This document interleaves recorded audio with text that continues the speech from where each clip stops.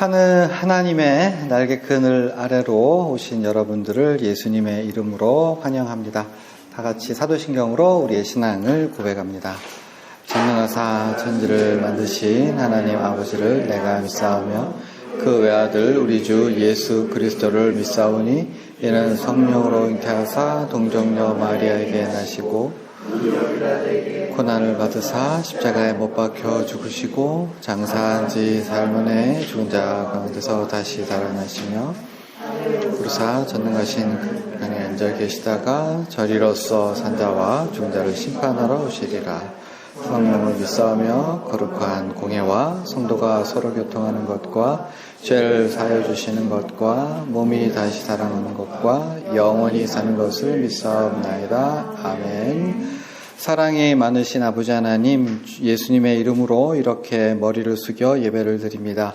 이 시간 우리가 주님의 이름을 부르고 찬양하며 기도하고 말씀을 드릴 때에 예수님께서 우리를 위해서 흘리신 그 보혈의 능력, 복음의 능력을 다시 한번 깨닫고 다시 한번 체험하고 그 능력을 덧입는 시간이 되어지도록 주장하여 주시옵소서. 홀로 영광 받으소서. 예수님의 귀한 이름 받들어 기도하옵나이다. 아멘. 찬양할게요.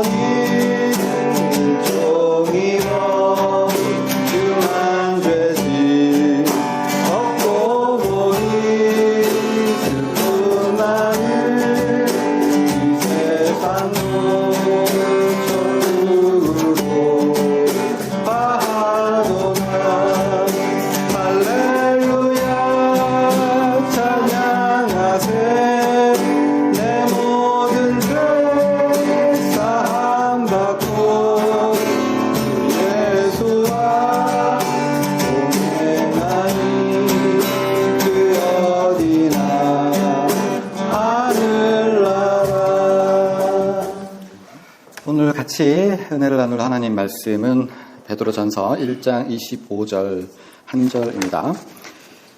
베드로전서 1장 25절 제가 봉독하겠습니다. 모든 육체는 풀과 같고 그 모든 영광은 풀의 꽃과 같으니 풀은 마르고 꽃은 떨어지되 오직 주의 말씀은 세세토록 있도다 하였으니 너희에게 전한 복음이 곧 이 말씀이니라. 아멘.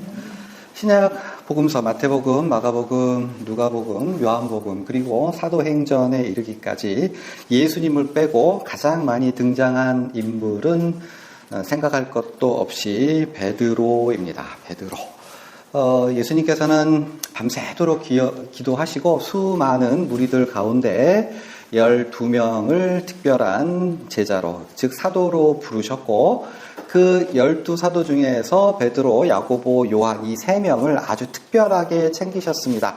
무슨 일이 아주 중요한 일이 있을 때 야 셋만 일로 와봐 해가지고 산에도 가시고 따로 이제 말씀도 하시고 그러셨는데 그 중에서 그 3명 중에서도 베드로를 아주 가장 우선시하셨습니다.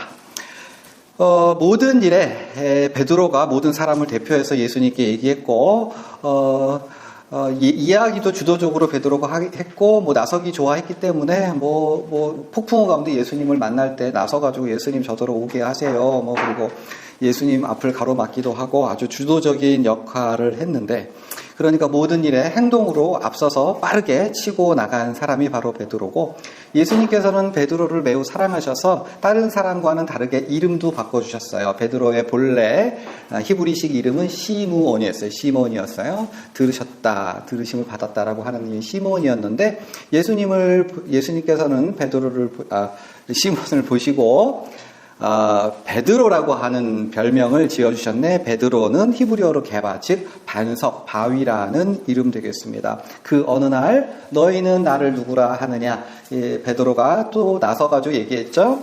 주는 그리스도시요 살아계신 하나님의 아들입니다. 그 대답이 예수님께서는 너무 마음에 드셨고 그 고백을 한 즉 베드로 위에 반석 위에 내가 내 교회를 세울 것이다 라고 말씀하셨고 또한 예수님께서는 베드로가 넘어질 것을 미리 내다보시고 아끼는 마음으로 정감어리게 너 다시 돌이킨 이후에 나머지 제자들 형제들을 붙게 하렴 그게 너의 역할이야 이렇게 하셨던 거죠. 그래서 자타공인 예수님의 수제자가 바로 베드로였고 누구라도 이제 장차 교회의 리더 단 원탑 지도자는 베드로라고 생각을 했어요. 실제로 예수님께서 부활하시고 예루살렘의 교회가 생겼을 때 베드로는 모든 사람들 중에서 주도권을 가지고 교회 공동체를 움직여 나가기 시작합니다. 한번 설교를 쫙 했어요. 오순절날. 그랬더니 3,000명이 전도가 됐고 그리고 요한감과 안진뱅이를 일으키고 담대하게 당국자와 맞서 싸우고 진짜 막 눈부신 활동을 했던 거죠. 아나니아와 삽비라는 그 앞에서 거짓말을 해서 바로 그냥 급사를 가져 죽기도 했고 그래서 어찌나 그 영광이 그 능력이 권세가 뛰어났든지 사람들은 베드로의 그림자라도 덮이기를 바랬다라고 사도행전은 기록하고 있었던 거예요. 우와 저렇게 눈부시게 활동을 했는데 그런데 말입니다. 어느 날부터 그러니까 정확하게는 사도행전 한 15장에 이르게 되면 어찌된 영문인지 그 가장 원탑의 지도자인 베드로가 예수님의 동생 야고보에게 그 자리를 내어줍니다. 예루살렘 공의에서 회의를 받겠어요. 물론 베드로도 자기의 의견을 막 얘기했는데 결정을 누가 지어요? 예수님의 동생 야고보가 제 생각에는 이렇게 하는 게 좋겠시다 라고 얘기를 하니까 결정이 딱 지어져요. 이제 베드로는 더 이상 원탑의 지도자가 아니었던 거예요. 왜 그렇게 자리를 빼앗겼을까? 권력 다툼, 이게 좋은 의미건 나쁜 의미건 간에 이 정치력을 발휘 못해서 그랬는지 야고보가 어렸을 때 예수님에 관한 우리 예수님이 10살 때 나한테 이렇게 해주셨어요. 막 이런 간증을 했을 때 그게 먹혔는지 아니면 다른 리더십이 있었는지 이유는 알 수 없으나 베드로는 자기가 단 하나의 지도자가 될 것이라고 생각했을지 모르겠는데 어쨌든 그 자리를 놓쳐버렸고 뿐만 아니라 이전까지 선교회에서도 고넬료를 전도하던가 뭐 이런 역할을 함으로써 세계 선교회에도 치고 나가는 역할이었는데 이제 사도행전 중간을 넘어가면 그 자리는 누가? 사도 바울한테 뺏겨요. 사도 바울이 막 전 세계를 향해서 1차, 2차, 3차 막 선교 여행을 하고 영향력을 마치고 그에 반해서 고넬료 이후에 베드로의 활동과 행적은 찾아볼 수가 없어요. 뿐만 아니라 우리가 지금 베드로 전서 후서 해서 총 몇 장? 8장에 이르는 그러니까 베드로가 남긴 편지 총 8장밖에 안 되는 기록을 갖고 있는데 마태가 남긴 거, 요한이 남긴 거, 사도 바울이 남긴 그 모든 편지들과 비교해 보면 너무 적은 거죠. 베드로의 이전에 그러니까 복음서와 사도행전 15장에 이르기까지 그 눈부신 활동에 비해서 따지고 보면 남겨놓은 게 별로 없는 거예요. 그러니까 예루살렘 교회에서의 영향력은 누구에게? 야고보에게 넘어가고 선교는 바울에게 넘겨가고. 여러분 어떻게 생각하세요? 그러니까 베드로 입장에서 되게 억울할 수도 있는 거죠. 어느 날 갑자기 예수님의 동생이라고 나타나서 교회를 휘어잡은 거예요. 이전에 예수님 미쳤어요. 예수님 붙잡으러 다니고 사도행전까지 예수님의 동생 야고보에 대해서 한마디 말이 없어요. 그랬는데 교회의 원탑 리더십을 발휘하고 있고 그리고 심지어 사도 바울은 교회 사람들을 핍박하고 모욕하게 하는 말을 하고 그로 안에서 사람이 죽기도 했던 그런 엄청난 나쁜 일을 행했음에도 불구하고 사람들은 누구 바울 막 이랬던 거죠. 그거를 뒤에서 보고 있었던 어느덧 조금씩 뒤에서 사람들에게 영향력이 줄어들고 관심도 줄어들고 이런 걸 가만히 봤었던 베드로의 입장은 어떠했을까? 사람들은요 남들이 안 가진 걸 가지고 남들이 없는 능력을 하고 남들이 못하는 일을 하고 이럴 때 그리고 높은 자리에 앉고 영향력을 가질 때 뭔가 뿌듯하고 행복감을 느끼지 않습니까? 그런 거를 염두에 두고 오늘 본문을 다 같이 한번 읽어볼까요? 시작. 모든 육체는 풀과 같고 그 모든 영광은 풀의 꽃과 같으니 풀은 마르고 꽃은 떨어지되 오직 주의 말씀은 세세토록 있도다 하였으니 너희에게 전한 복음이 곧 이 말씀이니라. 아멘.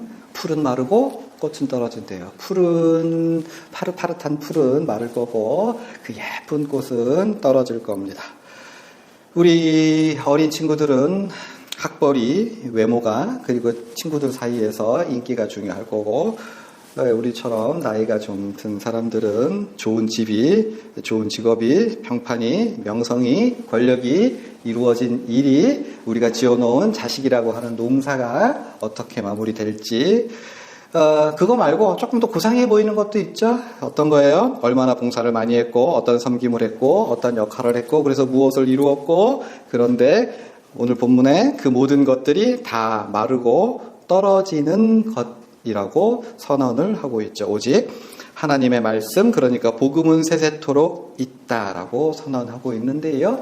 무슨 얘기냐 하면 사람의 정체성에 대한 말씀인 거예요. 우리가 보기엔 사람이 있고 사람 아래에 사람이 있어서 쭉 이렇게 서열로 빈부귀천을 따질 수 있는데 그러나 그 모든 것은 아무것도 아니라는 거죠. 풀은 마르고 꽃은 떨어질 거예요.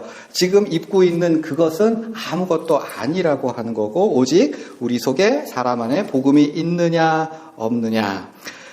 그래서 복음을 가진 사람들은 오늘 어린이 설교 본문처럼 2장 9절에 택하신 족속 왕같은 제사장 거룩한 나라 그의 소유가 된 백성이라고.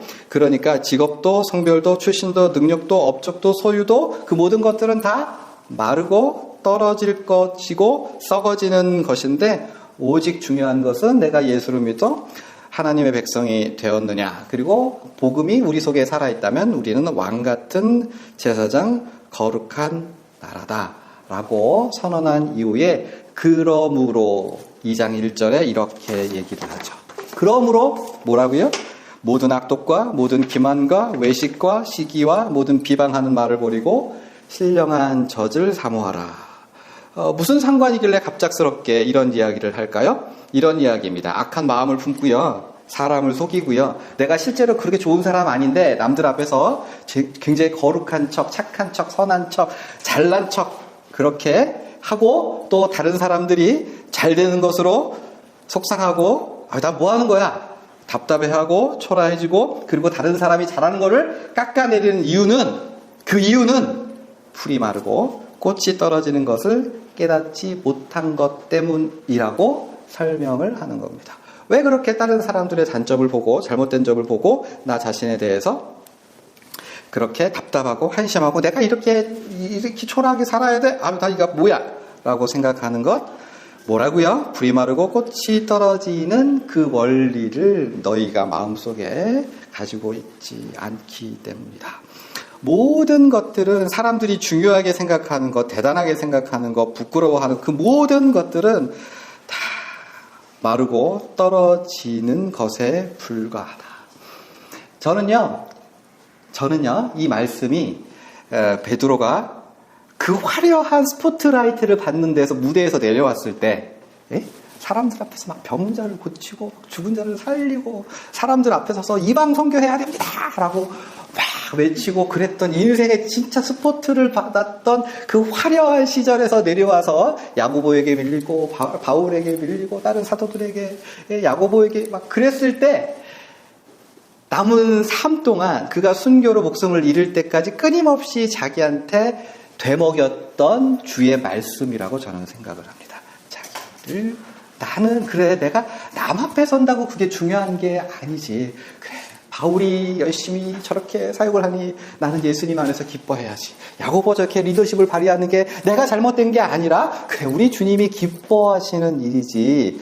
진짜 예수님께서 베드로를 세워서 넌 이렇게 살라고 하신 베드로의 사명이란 높아지는 것으로 리더십을 발휘하는 것으로서가 아니라 권력 다툼 일으키지 아니하고 사도 바울 저까짓게 무슨 선교를 해라고 손가락질 하지 아니하고 바울을 세워주고 야고보를 세워주고 자신은 낮아지고 무대 가운데서 내려가는 것으로서 그가 수제자의 역할을 감당했고 그것이 네가 베드로다. 네 반석 위에 너라고 하는 반석 위에 교회를 세울 거야 라고 하는 진짜 예수님의 의도는 아니었을까요? 사람들에게 인정받고 높임을 받고 우와 목사님 은혜 받았어요. 목사님 기도했더니 병이 나았어요 라고 막 칭찬하는 것이 아니라 이름 없이 빛 없이 진짜 아무것도 아닌 것 같은데 진짜 하루하루 평범하게 사는 것 같고 나는 아무것도 아닌 것 같지만 그렇게 이름 없이 빛도 없이 살아가는 것이 가장 예수님께서 기뻐하시는 것은 아니었을까요? 설교 정리하는데요. 사랑하는 여러분, 베드로의 인생 중에 예수님께서 가장 칭찬했던 무엇으로 칭찬했을까? 죽은 자 살렸어. 야, 네가 설교했더니 5,000명이 돌아왔더라. 네가 설교 나보다 잘하더라. 라고 칭찬했을까요? 절대 그렇지 않을 거고요. 언제 복음을 위해 조용히 퇴장하는 그 모습. 내가 난데 왜 이렇게 나를 무시해? 니까짓 게 뭔데? 라고 내세우지 않았던 어떻게 섭섭한 마음이 없었겠어요. 베드로는요, 태어날 때부터 나서기 좋아하는 그 성질을, 그 성품을 가졌던 사람이에요. 얼마나 나서고 싶고, 얼마나 앞서 달려가고 싶겠어요. 근데 그거 예수님 위해서 참고, 양보하고, 물러서고, 교회사를 보든, 세속 역사를 보든, 사람들은요, 풀은 마르고 꽃은 떨어진다는 지극히 당연하고 엄연한 사실을 놓쳐서 그렇게 사람도 힘들게 만들고 자기의 인생도 망치는 경우가 많은 것 같습니다. 그러나 우리 사랑하는 여러분, 우리가 무엇을 기억하자고요? 복음. 우리는요, 무엇을 하지 않아도 무엇을 가지지 않아도 사람들에게 칭송을 받지 않아도 왕 같은 제사장, 거룩한 나라. 아니겠습니까? 헛된 것에 마음을 너무 빼앗기지 않고 복음으로 우리의 자부심을 우리의 정체성을 가지고 살아갈 수 있는 저와 여러분 되기를 바랍니다. 아멘. 기도하시죠.